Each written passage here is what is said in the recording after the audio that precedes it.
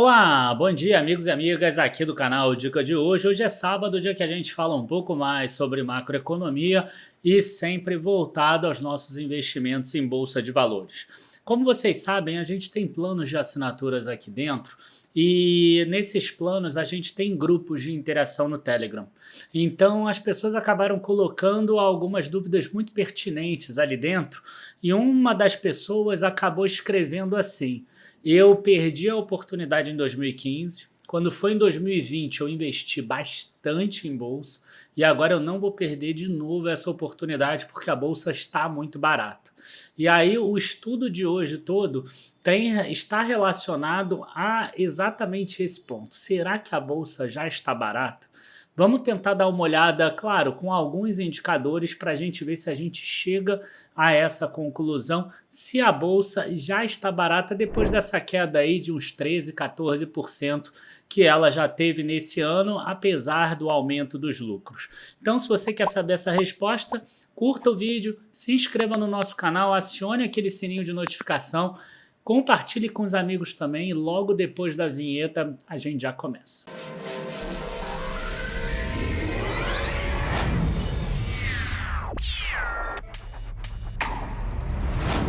Bom, pessoal, eu vou aproveitar esse início daqui e eu vou trazer para vocês um pouquinho da tese que a gente veio falando nas duas últimas semanas, da mudança de cenário que o mercado todo está percebendo nesse momento, né? O que acontece é que aquele voto de confiança que a gente tinha no governo e também no ministro da Fazenda, ele está se esvaindo, né? E por que isso? Porque a gente tem um indicador ali que é muito interessante, que é o descolamento dos juros do Brasil com relação dos Estados Unidos, né? Então, enquanto foi 2023 e início de 2024, que a gente via o juro dos Estados Unidos subindo, aí o juro do Brasil subia. Quando o juro dos Estados Unidos caía, o juro futuro do Brasil caía.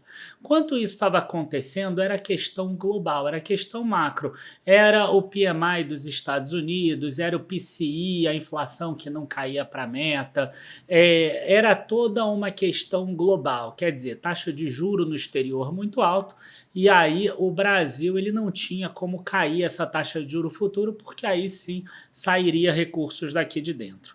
Na hora que a gente vê que a taxa de juro dos Estados Unidos cai ali a partir do início de maio, mais ou menos, que a gente já fez um vídeo sobre isso, que o título é O Cenário Mudou. Se vocês quiserem dar uma olhada, é de 2, 3 semanas atrás.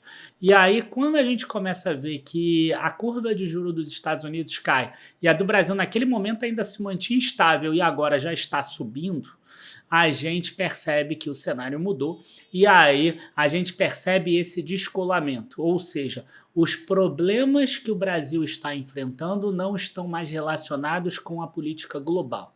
Estão também, obviamente, mas não estão apenas. E aí, semana passada eu faço um vídeo, será que a gente voltou 10 anos no tempo?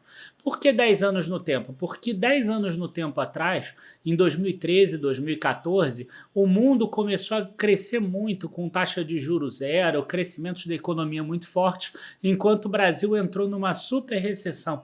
Na verdade, pior do que recessão, é um cenário de estagflação, que é aquele cenário em que a economia está estagnada e a inflação aumenta mesmo assim, ou seja, você não pode usar o principal remédio para combater a inflação, quer dizer, você tem que usar o principal remédio para combater a inflação, que é a taxa de juros, e aí você piora mais ainda a economia. A caso contrário, a inflação teria disparado ali em 2016 e a gente teria seguido num caminho parecido com o que a Argentina seguiu até ali 2023 ou que a Turquia seguiu e segue até hoje.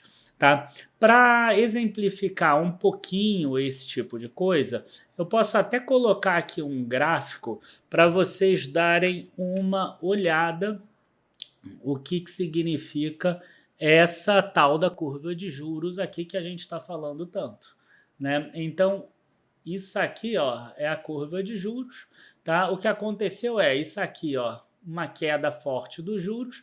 Isso aconteceu lá nos Estados Unidos também. Essa alta aqui de juros aconteceu nos Estados Unidos também, ó, daqui até aqui, mais ou menos, eu não estou conseguindo colocar.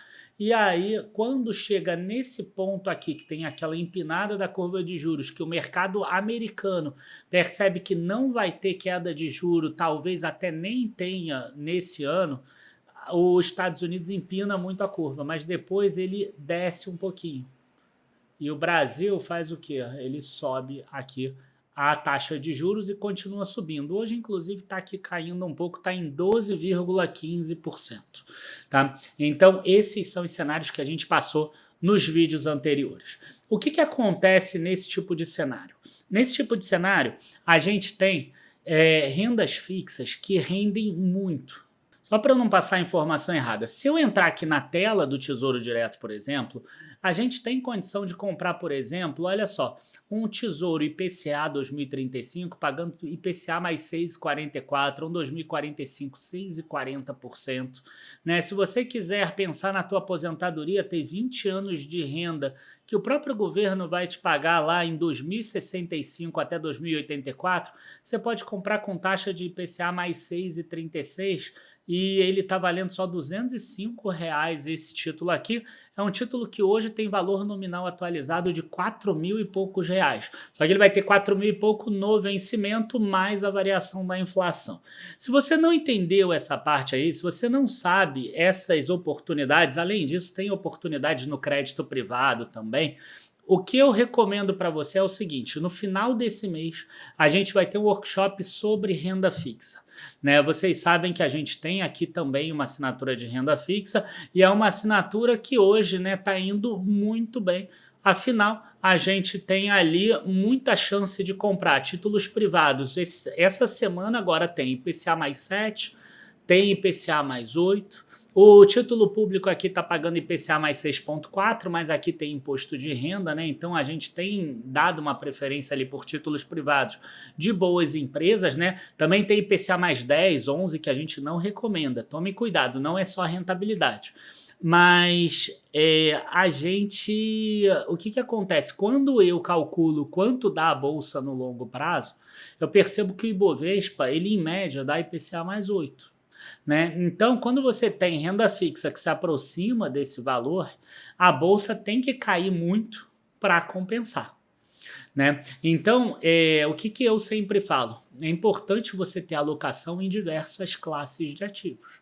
Então, a gente divide de forma até fácil, da seguinte forma: alocação no exterior, alocação em renda fixa, fundos imobiliários, ações e outros, se você quiser incluir criptomoedas ou outras coisas que você queira colocar aí.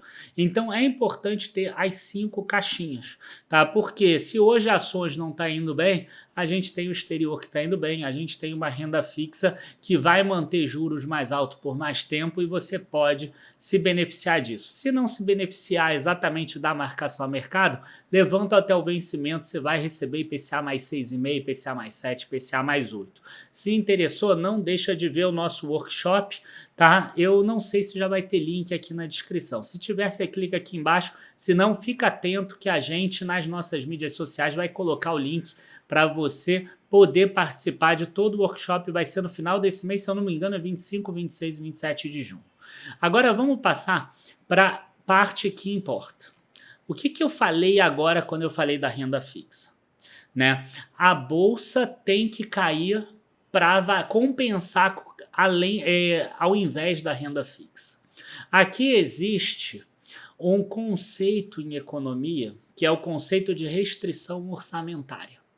Ou seja, uma empresa, ela às vezes tem 10 investimentos possíveis, mas ela só tem dinheiro para 1 ou para 2.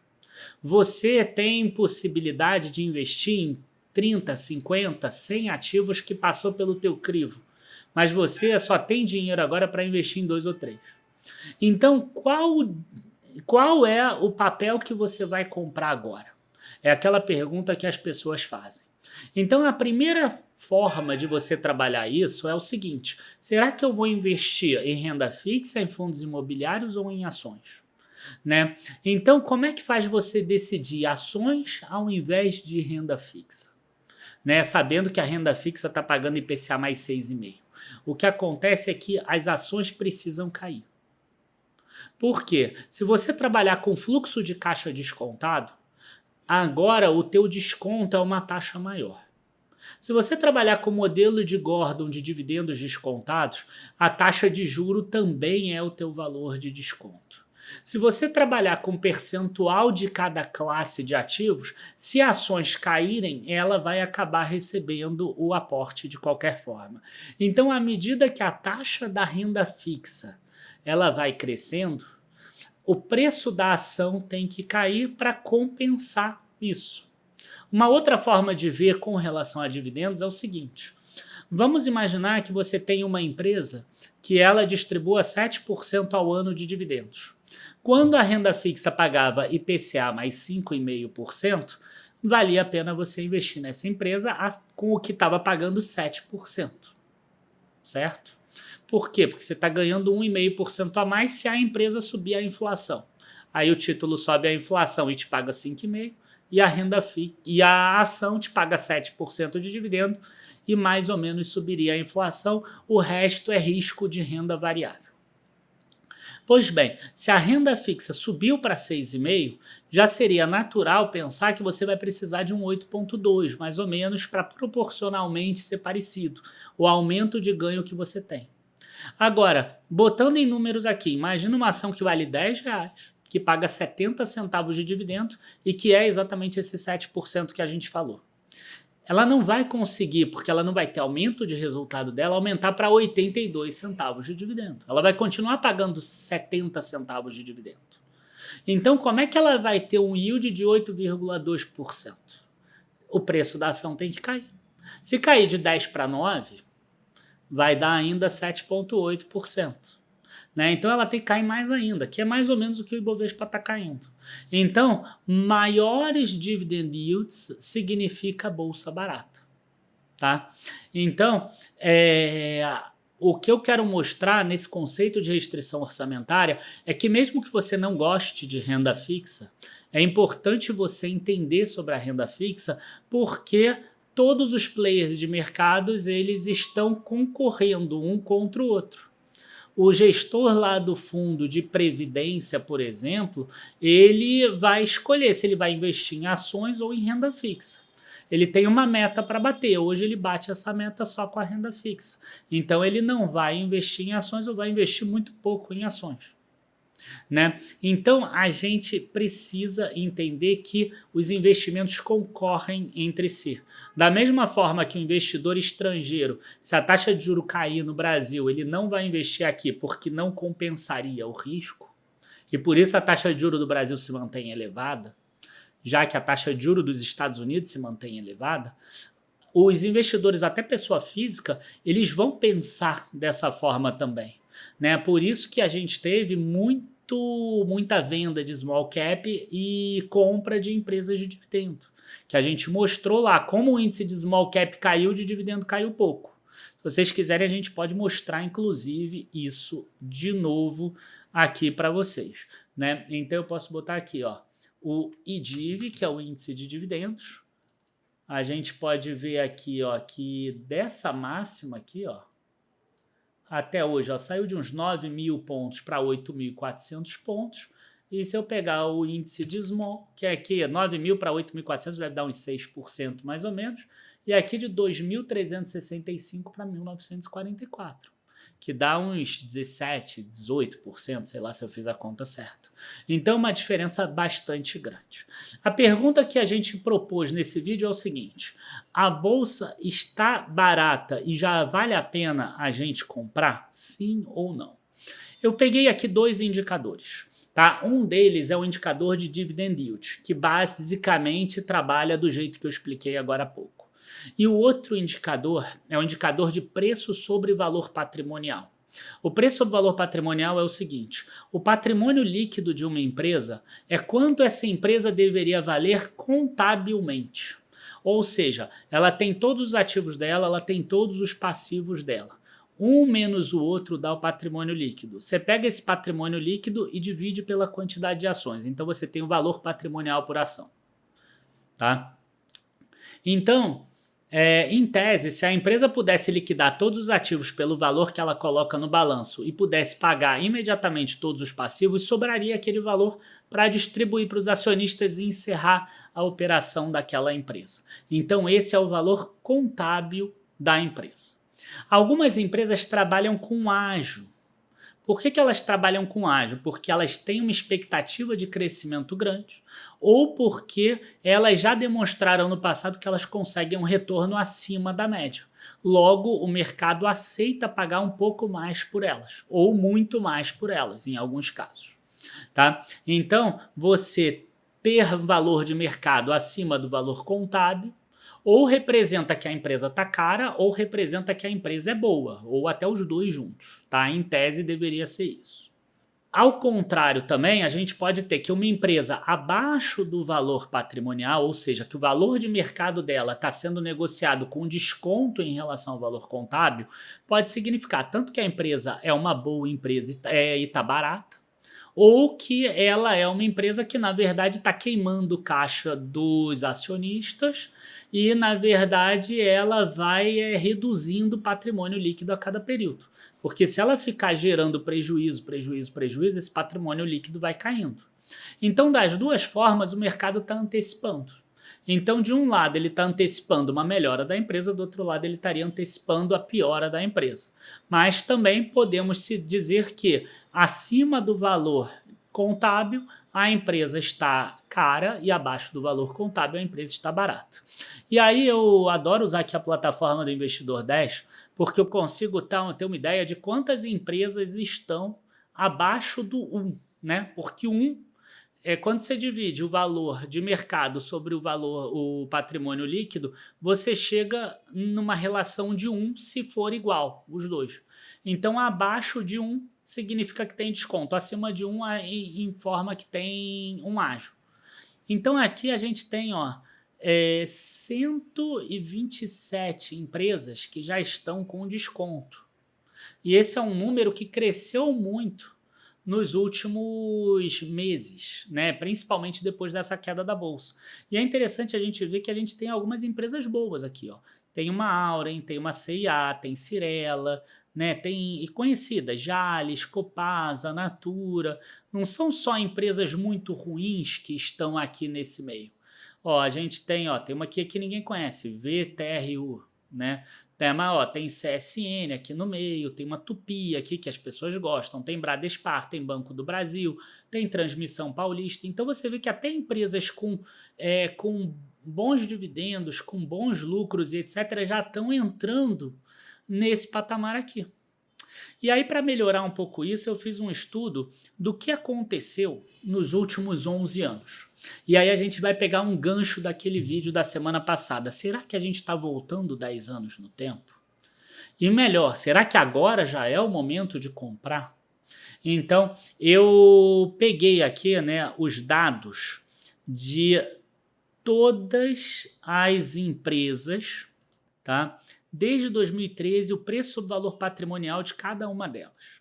Tá? Então, aqui tem de todas elas. Você vê que, por exemplo, a 3R Petróleo, ela não tinha capital aberto lá atrás em 2013. Ela só foi ter aqui em 2020, igual a 3Tentos e só teve aqui em 2022. Tá? As ABC Brasil tem no período inteiro. Você vê aqui que a ABC Brasil era negociada a 0,92 valor patrimonial e agora ela é negociada a 0,79 valor patrimonial. A ação subiu, porque o patrimônio líquido da empresa subiu, mas hoje ela é negociada a um valor abaixo daquele que ele era. Né? Se eu pegar uma outra empresa aqui, uma Alus, por exemplo, que é aquela empresa de shopping center, ela era negociada a 0,62, agora ela é negociada a 0,82. Essa aqui subiu o valor patrimonial. Então, pegando todas as empresas aqui até lá embaixo, que são 387, se eu não me engano, que vai até a Zamp aqui por ordem alfabética, a gente consegue chegar, e aqui está excluindo empresas iguais, né? Então, Bradesco 3 e Bradesco 4 já está excluindo. Então, em 2013, das empresas atuais, tem 211 que ainda são listadas, né? A Energias do Brasil deixou de ser listada, era listada em 2013, por aí vai. né? A Sul América ela era listada, a Hering era listada. Então algumas empresas deixaram de existir. Não é que em 2013 só tinham 211, tá? Mas das que existiam naquela época e que existem hoje para a gente poder comparar, dessas aqui, 19 tinham valor patrimonial negativo, tá? 192 valor patrimonial positivos. Isso aqui dá em torno de uns 10%. Quando a gente foi lá para 2015, que foi o pior momento da economia, tá? Que foi logo antes do impeachment, foi quando o dólar saiu de 1,90 e foi para R$ 4 e etc. Aqui a gente já tinha 29 aqui, já eram 14 empresas que tinham patrimônio líquido negativo.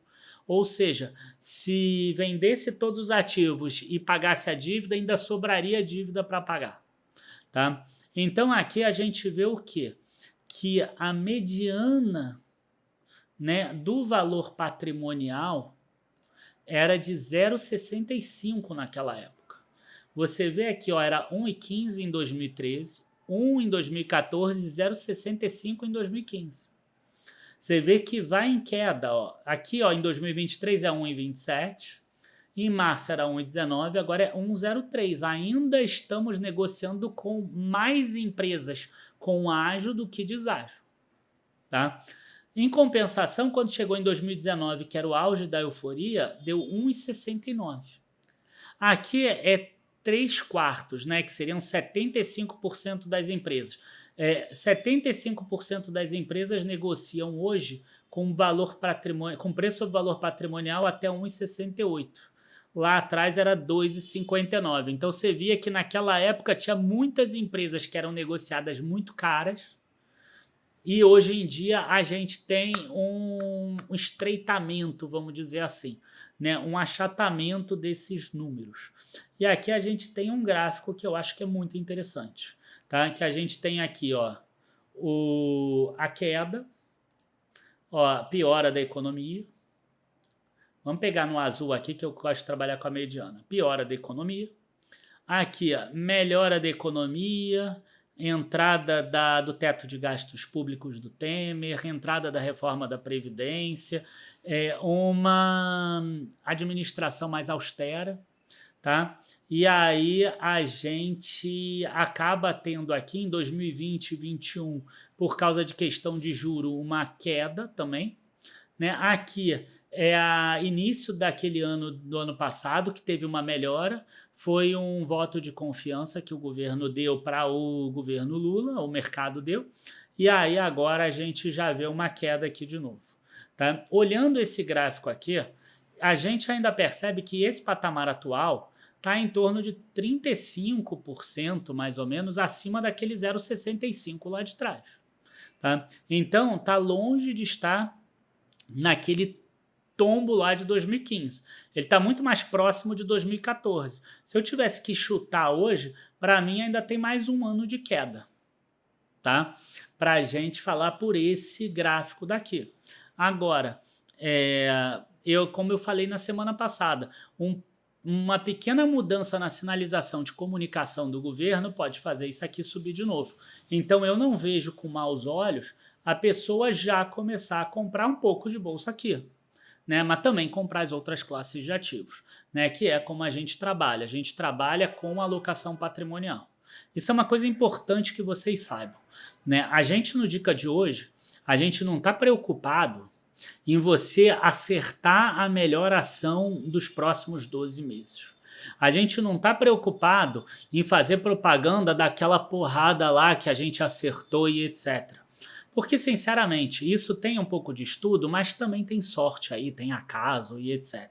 Da mesma forma, aquela ação que caiu porque deu um erro e etc., tem estudo, mas também tem acaso, tá? Agora, você tem um patrimônio bem equilibrado, que ele vai subindo ao longo do tempo, quando você compara 2 anos para trás com esses 2 anos, 3 anos para trás e etc., isso não, isso é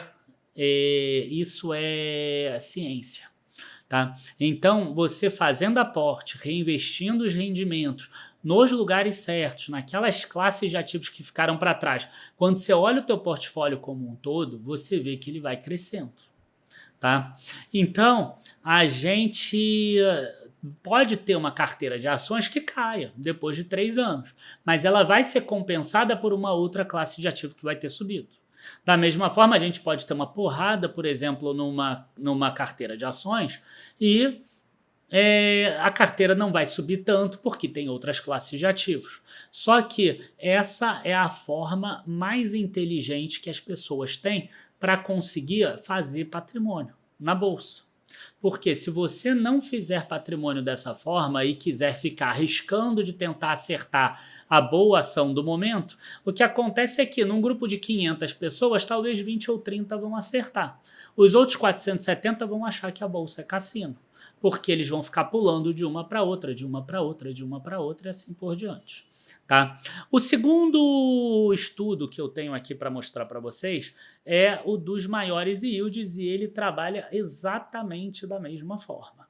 Tá? Então aqui a gente tem 220 ações no total, né? E agora já são 332 ações no total. Como vocês podem ver, mais do que 25% das ações não pagam dividendos. Então, se a tua carteira tem um monte de ação que não paga dividendo, repense a sua carteira, que ela está errada, a tua carteira. Tá? E isso aqui é para mostrar, isso aqui é o primeiro quartil. Então, o primeiro quartil é um monte de zero, porque tem muitas empresas que não pagam dividendos.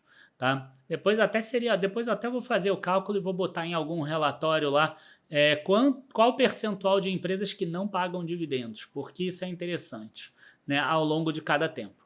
E aí a gente vai para a mediana, que eu não acho o melhor indicador também, tá? Porque eu acho que o cara que investe em dividendos, ele não deveria olhar a mediana, mas se a gente quiser olhar a mediana, a gente vê o quê? Que em períodos de queda das ações, a tendência é que o yield aumente, né? Que é aquela ideia que eu falei. Se a taxa de juro ela está aumentando, agora você precisa ter ações mais baratas e yields maiores. E você vê que isso aconteceu lá atrás, 1,86, 2,20, 2,23. E aconteceu aqui no 3 quartos também, né, que são as 75% ações, 4,38, 4,42, 4,83. Agora, quando você vem para a mediana aqui, o que acontece? 2019, até 2019 teve uma alta muito forte das ações. A gente viu que o preço sobre valor patrimonial estava crescendo muito. Só que o yield ele não caiu aqui. Na verdade, em alguns casos até subiu, como aqui no 3 quartos. Ó, saiu de 4,83 e foi para 5,41. 2020, muitas das empresas não pagaram dividendos por causa do medo da Covid. Algumas até foram obrigadas, que são aquelas empresas do setor financeiro. Né? E aí a gente vê que depois volta para uma normalidade.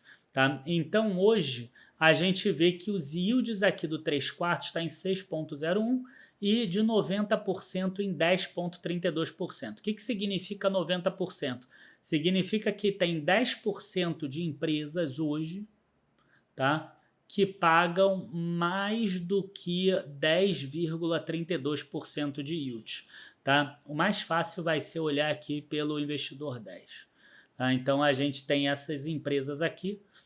Pode ter um pouquinho de diferença de cálculo, e depois eu explico até porquê, mas a gente tem aqui uma ideia das empresas. Ó, EPAR, Allied, Leve, Vulcabras, Copasa, Petrobras, Bradespar, Iven, Mitre, Auren. Lembrando que os indicadores não devem ser analisados isoladamente, né? Mas essas são as empresas que estão com os maiores yields hoje.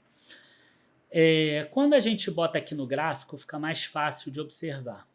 E aí parece que as ações estão muito baratas nesse momento, né? Por quê? Porque elas vieram caindo aqui e agora elas estão já estão com yield aqui muito, muito alto, né? Perto daqueles yields lá de 2016. A única coisa que eu quero falar para vocês é o seguinte, tá? Porque aqui eu acho que cabe uma análise um pouco melhor. Eu vou pegar aqui por setor. Para vocês verem aqui, eu vou pegar primeiro os setores que tem a ver com commodities. Então, eu vou pegar aqui mineração, vou pegar papel e celulose, vou pegar petróleo e gás, vou pegar química, vou pegar siderurgia e metalurgia, por exemplo. Quando a gente pega as empresas, ó, a Petrobras, ela sai de um dividendo de 3,98 em 2013 para 27% em 2024. Gerdau sai de 1,35 a Goal, né, para 12,16. Né? Uma CSN sai de 7,87 para 11,52. Uma Vale sai de 4,28 para 10,41 e assim por diante, tá? Vocês vão ver aqui, ó, uma GGBR aqui, ó, de 1,28 para 5,97. Uma Kepler saiu de 5,81, agora até que tá menor? Não, ó, já foi para 9,93, né? Comgás sai de 1,73 e vai para 9,42. Então você vê que as empresas de commodities aumentaram muito. Por quê? Porque em 2015 essas empresas faziam parte grande do índice, só que naquela época o petróleo estava a $30, o minério de ferro a $40 e era um período que as commodities estavam muito baixas. Então esse indicador aqui, ele não está refletindo tanto a realidade na minha visão. Tá? Por outro lado, a gente pode também pegar aqui, por exemplo, empresas de finanças aqui, vamos dizer aqui, que são os bancos e etc. Olha só, se a gente pegar aqui, ó, o Banco Pini sai de 7,5% de yield e vai para 13,79%. Né? O Basa de 6 para 9,76%. Ó, bancos mais conhecidos. Banco do Brasil, ó, 9% e agora 9%. Mas eu quero pegar 2015, que 2015 é que foi o auge do problema. Né? O auge do problema foi 2015. Então, 2015, 8,67, agora 9,69. É um yield comparável com daquela época. O yield de BB Seguridade, 5,2 com 9,3. É comparável. ABC, 5,6 para 8,6. Itaú, 4,75, agora para 8,59. Santander, 7,7, agora mais baixo, 5,41. Bradesco, 4,70 para 6,66. O Santander é o oposto aqui, né, do pessoal. Você pega aqui uma B3 também é o oposto. 8,11 caiu para 2,96. Tá? Então, assim, o yield, ele está um pouquinho distorcido. Tá? E aí eu tenho duas possibilidades. Uma é essa que eu falei agora, que as empresas de commodities elas aumentaram muito. E o segundo ponto que eu acho que é importante da gente mencionar é o seguinte: a gente sabe que está em risco de ser tributado dividendos. Empresas que têm lucros, parte do lucro elas colocam em reserva de lucros. Então, o que a gente viu a partir ali de final de 2022, 2023, agora início de 2024, um pouco menos? A gente viu algumas empresas, e com a mudança da regra de juros sobre capital próprio também, a gente viu algumas empresas distribuindo parte dessa reserva de lucro, porque se tributarem, o lucro já foi distribuído. Ou elas fazendo bonificação e integralizando parte da reserva no capital social para elas poderem distribuir mais juros sobre capital próprio e se beneficiarem. Das duas formas, acaba que o mercado brasileiro ele acaba ajudando empresas que paguem dividendos. Então, essas empresas perceberam isso, tem um certo receio desses dividendos acabarem minguando depois, ou ter uma tributação, e aí que vai obrigar elas a ter mais recompra de ações e etc. Então, esse indicador para mim ficou um pouco mais assim embaçado para ver. Então, o melhor indicador que eu vejo hoje, tá, é o preço sobre valor patrimonial, como está aqui. Tá? Então, esse preço sobre valor patrimonial mostra claramente que a bolsa está mais barata do que estava, óbvio, em 2019, está mais barata do que estava no final do ano passado, mas a gente, se for pegar aí os últimos 10 anos, e se a gente continuar na política fiscal como está, ainda teria maior capacidade de cair. Tá? Abraços, bons investimentos. Não se esqueça que parte da tua carteira deveria ser renda fixa também. E a gente vai fazer um workshop para ensinar para vocês tudo o que você deve saber sobre renda fixa, para você não perder dinheiro nesse mercado e você conseguir essas altas rentabilidades de IPCA mais 7, IPCA mais 8, IPCA mais 6,5 e que eu garanto para você que não vai ficar aí por muito tempo. Já fiz estudos aqui e já mostrei isso aqui no canal também. Abraços, bons investimentos e até a próxima. Tchau, tchau, pessoal.